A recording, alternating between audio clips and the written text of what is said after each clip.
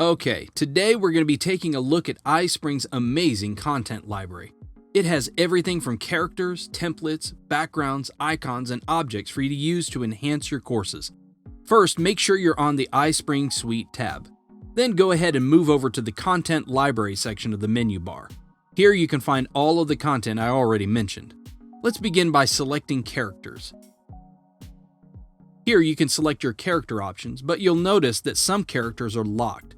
The full library will be available after you purchase a subscription to iSpring and then log in.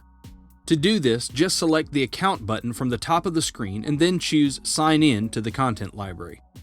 To sign in, use the email address and password from your iSpringSolutions.com account that you have registered online. If you don't remember your password, simply select Forgot Password and then follow the steps. If you don't have an account, you can register for one online. If you've already input all of your information, go ahead and select Sign In. See, now there are so many more characters to choose from. I'm going to head back to PowerPoint in my main slide so we can take a look at the slide templates options. Okay, here they are. What you can do with these templates is to build a whole course from scratch. All you have to do is replace the text on the slide with your own, and you can also replace the image and change the color scheme if you want. There are tons of options for different parts of the course and for information about your company. You also have all kinds of design themes to choose from. Another kind of template you can choose from is a scenario. This is a dialogue that can simulate a workplace situation. You can replace all characters and backgrounds to make these scenarios fit your workplace. Let's choose this scenario to add to our PowerPoint. If I select the character, I can move or delete it. Now I'm going to add a different character to take her place. Here you can find over 30,000 characters to choose from, and you can narrow down what you're looking for by selecting the descriptions on the left. There are tons of different descriptors like clothing, age, action, and more. Now I'm going to select a new character.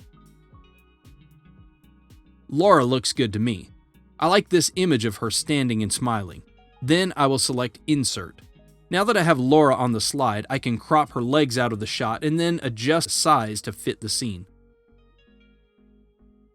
Then I will right-click and send her back one layer so she isn't covering up the text. Now I want to show you some background options.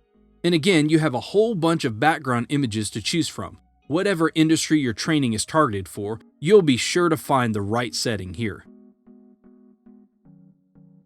Restaurants, education, living spaces, travel, and more can be found in this library.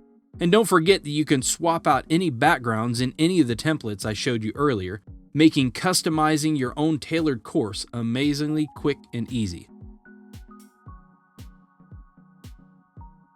Okay, now let's check out the Objects library. Here you have a bunch of photorealistic images that you can use to spruce up your course.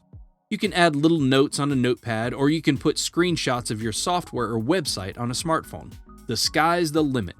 Let's add this phone to our slide. Then we can resize and place it. Let's take a look at the icons next. Again, it's easy to find what you're looking for by narrowing down your search. As you can see, there's a wide selection of icons and controls that you can use to give your course a more polished look and add easy navigation. Plus, you have other cool stuff like symbols, items, and markers. That pretty much covers the basics of how to use your content library.